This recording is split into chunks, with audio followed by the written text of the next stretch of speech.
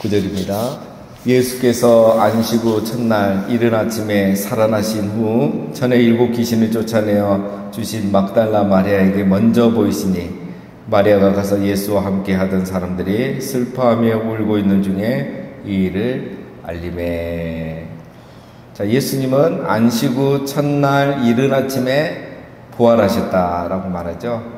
안식 후 첫날 이른 아침, 그러니까 6일 동안 창조하시고 7째 날 안식을 하셨기 때문에 7째 날이 안식일이죠. 그러면 안식 후 첫째 날 이른 아침에 부활하셨다고 하니까 이제 1일부터 7일로 하면 이 사이클이 돌기 때문에 이제 첫째 날 부활하신 거죠. 그래서 오늘 우리로 말하면 이제 일요일이고 주일이 되는 거죠. 첫째 날이기 때문에. 자, 이건 의미가 있습니다, 여러분. 7일의 사이클로 보면 이 안식 후 첫째 날이 시작되는 거죠. 창조의 사이클이 시작되는 첫째 날입니다. 자, 안식 후 첫째 날 부활하셨다는 것은, 부활은 새로운 시작이고 새로운 재창조의 시작이다 라는 것을 보여주는 겁니다. 창조가 첫째 날 시작됐잖아요. 그렇기 때문에 안식 후 첫째 날에 부활하셨다는 것은 창조 시작. 이제 하나님은 재창조하셨고 하나님이 창조하셨고 예수님은 재창조하신다는 거예요. 이 안식일이 계속 이어져야 되는데 인간의 범죄로 말미암아 실패했죠. 그래서 예수님께서는 이제 안식 후 첫째 날 다시 재창조를 시작하신다라는 겁니다. 그래서 여러분, 예수님께서 부활하신 후에 새로운 세상이 시작되는 거예요. 하나님의 통치가 다시 회복이 되고 하나님 나라가 회복이 된 거죠. 죄로 말미암아 끊어졌던, 사라졌던 하나님의 나라와 통치가 회복이 된 거예요. 물론 처음 창조할 때처럼은 완전하지는 않습니다. 예수님의 부활은 이것을 회복하기 때문에. 그러면 언제 완성이 되느냐? 이제 예수님의 재림이죠. 재림하신 날 이게 완전히 회복이 되겠죠. 자, 그래서 하나님 나라의 통치는 예수 그리스도의 부활부터 시작이 된 거고, 이제 우리가 이제 오순절 때 성령이 임하죠. 성령을 받음으로 이것을 이제 누리기 시작하는 겁니다. 그래서 예수님의 부활의 사건은 단순히 죽었다 부활했다 이것만 말하는 게 아니라 이런 재창조 시작, 하나님 구원의 재창조가 시작된다. 놀라운 의미가 있는 겁니다. 그래서 여러분, 우리가 부활을 믿지 못하면 이 새 창조의 기적과 기쁨과 역사를 누릴 수가 없습니다. 부활을 믿어야 이것을 경험하는 거죠. 십자가는 우리의 죄와 허물이 끝나는 것이고, 부활은 새 생명과 재창조가 시작되는 날입니다. 그러니까 이 부활이 없으면 십자가는 아무 소용이 없는 거죠. 부활을 믿지 못하고 있으면 십자가를 믿어도 소용이 없는 겁니다. 자, 막달라 마리아에게 이 부활의 주님이 나타나셨습니다. 무덤에 제일 먼저 찾아오는 사람들이 여인들이었죠. 여인들이 부활의 소식을 천사에게 들었지만 무서워 떨고 있었습니다. 예수님은 다시 막달라 마리아에게 나타났다 이렇게 되어 있죠. 그래서 부활의 소식을 제자들에게 전하라 라고 이렇게 말씀하십니다. 막달라 마리아 그래서 순종해서 제자들에게 갑니다. 그래서 부활의 소식을 전하는데 제자들이 어떤 상황이었습니까? 슬퍼하며 울고 있었다는 거예요. 제자들이 예수님 부활 이후에 슬퍼하고 울고 있었다는 표현은 여기에밖에 나오지 않습니다. 그런데 이 슬픔과 울음이 예수님의 죽음 때문에 그런 것인지, 아니면 예수님만 믿고 따라왔다가 이제 모든 걸 다 잃어버리고 아무것도 남는 게 없으니까 자기들이 불쌍해서 슬퍼서 우는 건지 명확하지 않습니다. 그러나 예수님의 죽음 때문에 슬퍼했다면, 예수님이 살아나셨다는 이 소식을 이걸 들었다면 어떻게 하겠습니까? 믿어야 되겠죠. 기뻐해야 되겠죠. 그런데 믿지도 않고 기뻐하지도 않는 거 보면 이 슬픔과 울음이 어쩌면 자기 자신들을 위한 그런 것일 수도 있습니다. 자, 11절. 그들은 예수께서 살아나셨다는 것과 마리아에게 보이셨다는 것을 듣고도 믿지 아니하니라. 자, 그들은 예수님이 부활하셨다는 것을 듣고도 믿지 않았고, 마리아가 부활의 예수님을 만났다고 해도 믿지 않았습니다. 예수님 부활했다고 하더라 이 말은 안 믿을지라도 부활하신 예수님을 만났다는 이 사람이 와가지고 얘기하는데 이것도 믿지 않는 거야. 대단하지 않습니까? 예수님이 살아생전에 부활하신다는 말씀을 여러 번 하셨는데 적어도 그 부활의 주님을 만났다고 말하면 그래도 확인을 한 번 더 해보고 믿으려고 노력은 해봐야 되지 않겠습니까? 부활에 대한 지식이 이미 있었지만 믿지 못하는 거예요. 그러니까 여러분 부활에 대한 지식이 있다고 해도 그게 믿어지는 것은 아니라는 겁니다. 예수님이 직접 부활에 대해서 말씀하셨고 또 부활하셨음에도 불구하고 그게 믿어지는 것은 아니라는 겁니다. 성령께서 마음에 감동을 주셔야 믿어지는 거예요. 그래서 여러분 우리는 부활에 대해서 아무 의심 없이 그냥 믿어버리니까 믿어지니까 이게 뭐 귀한 줄 모르고 어려운 건지 우리는 잘 모르는데 물론 이제 늦게 믿으신 분 나중에 믿으신 분들은 이걸 아시겠지만 그래서 우리는 잘 몰라요. 당연히 예수님 믿으면 십자가와 부활을 믿는다고 생각하기 때문에 자연스럽게 믿죠. 그러나 부활은 이렇게 제자들도 믿지 못하고 부활의 주님을 직접 만난 사람이 증언을 해도 믿지 못하는 거예요. 그런데 오늘 우리가 이게 믿어졌다는 것은 그리고 이렇게 당연하다는 듯이 믿고 또 고백하고 사람들에게 말한다는 것은 놀라운 은혜인 줄 믿습니다, 여러분. 그래서 우리가 이 은혜를 감사해야 돼요. 믿음은 하나님의 선물이에요. 그냥 믿어진 거예요. 우리는 아무 상관없는데 이게 믿어져요.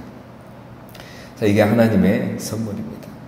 12절 그 후에 그들 중 두 사람이 걸어서 시골로 갈 때에 예수께서 다른 모양으로 그들에게 나타나시니 두 사람이 가서 남은 제자들에게 일렀으되 역시 믿지 아니하니라. 자, 이 사건은 누가복음 24장에 나오는 엠마오로 가는 두 제자에 관한 이야기죠. 그 긴 이야기를 이렇게 두 절로 요약해서 했습니다. 늘 마가는 이제 이런 식으로 기록을 했죠. 다른 모양으로 그 두 제자에게 나타나사. 자, 누가복음에 보면 그들의 눈이 가려져서 그인 줄 알아보지 못하더라 이렇게 되어 있습니다. 그러나 이제 나중에 예수님이 그들의 마음을 열어주자 예수님이란 거 부활의 주님이었다는 것을 그들이 깨닫게 되죠. 그래서 이제 그들이 다시 예루살렘으로 10km를 돌아갑니다.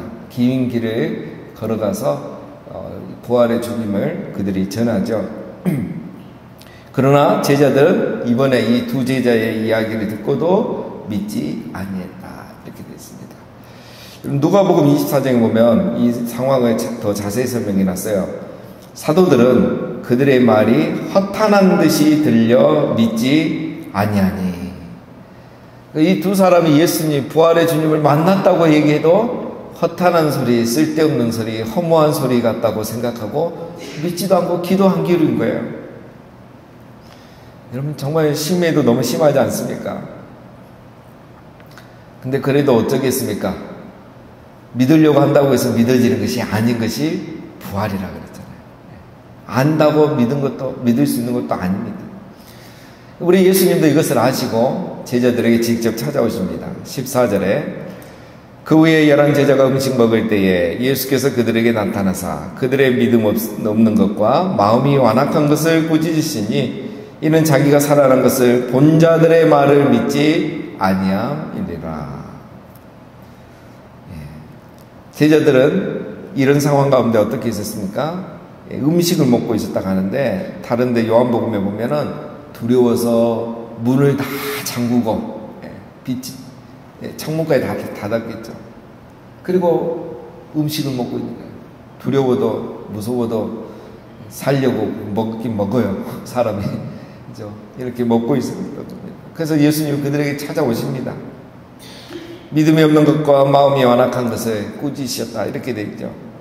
누가복음에 보면 어찌하여 두려워하며 어찌하여 마음에 의심이 일어나느냐.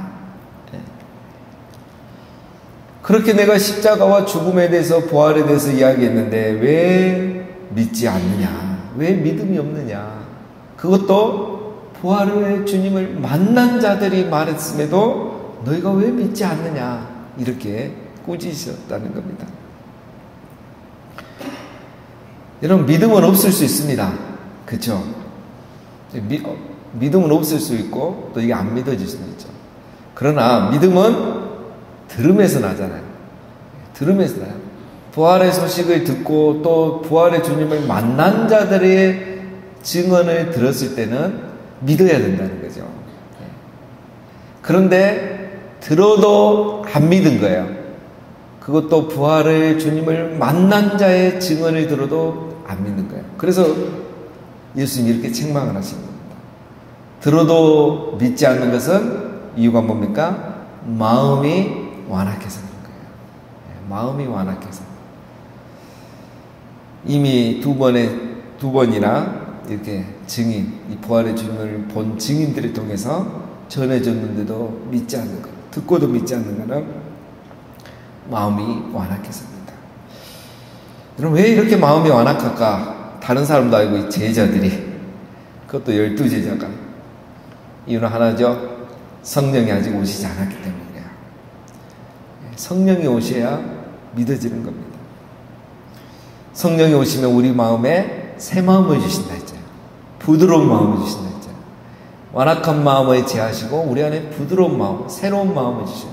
그게 성령이에요. 새 영이에요. 그래서 새 사람이 되게 하는 겁니다. 우리가 성령을 받았다는 걸 뭐라 하느냐?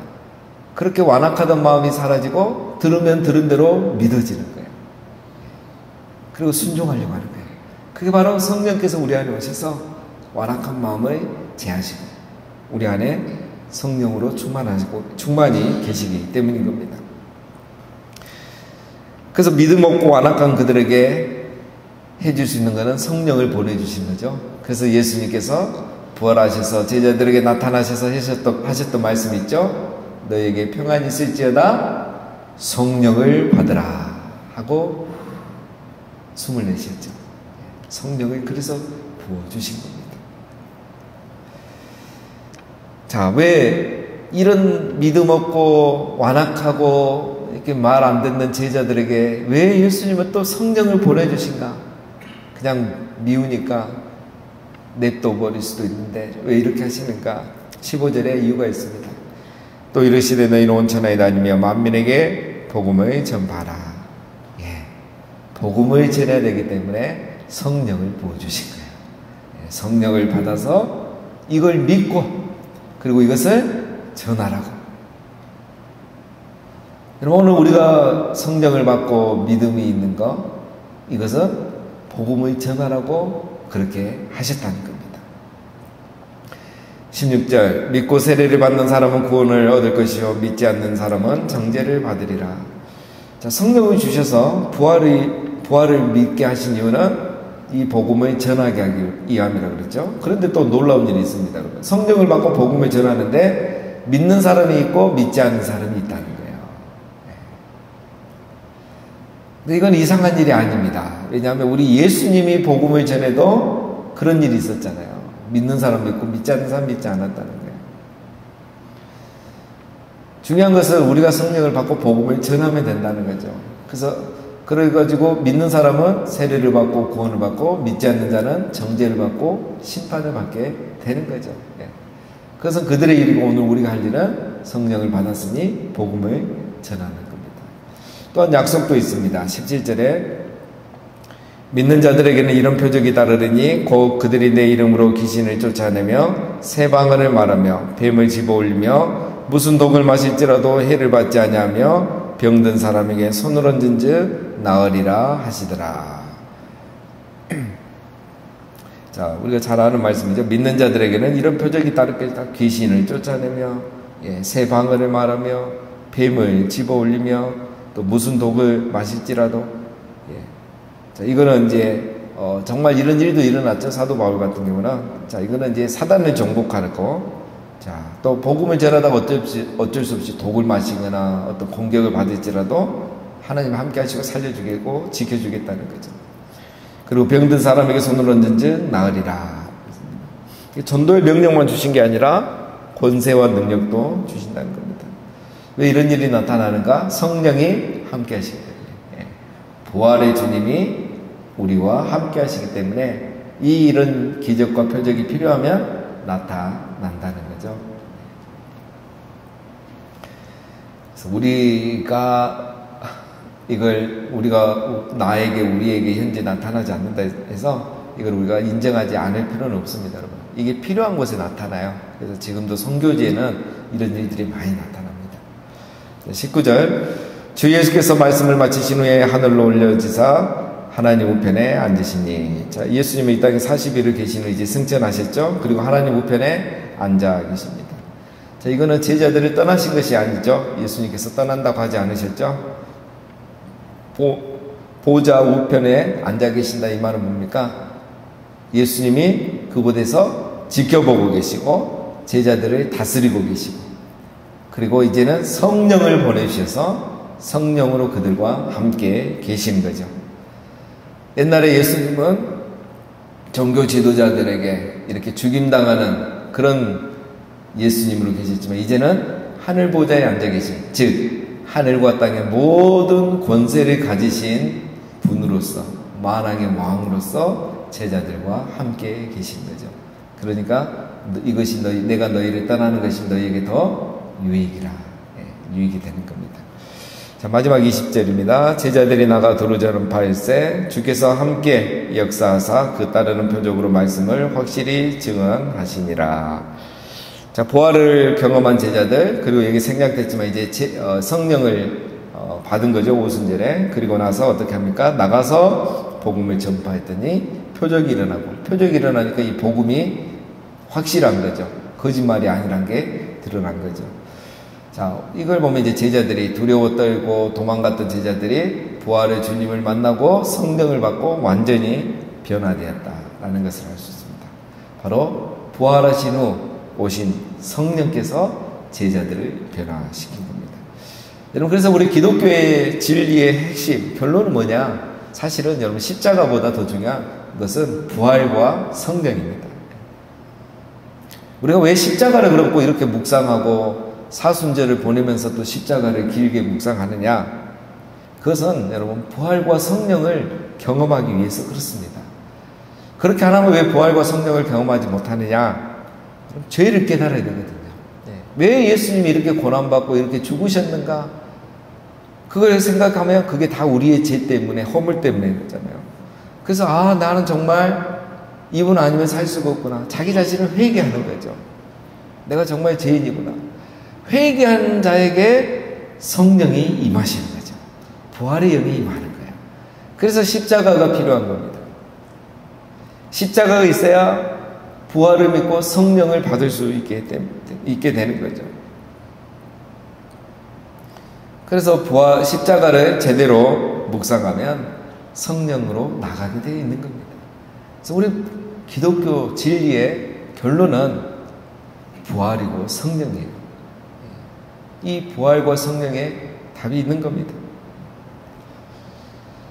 근데 어느 순간부터 이제 우리 기독교가 사유화가 되는 거죠. 사고하는, 이성과 논리를 이제 중요하면서 성령이 이제 점점 역할이 약해지는 거죠.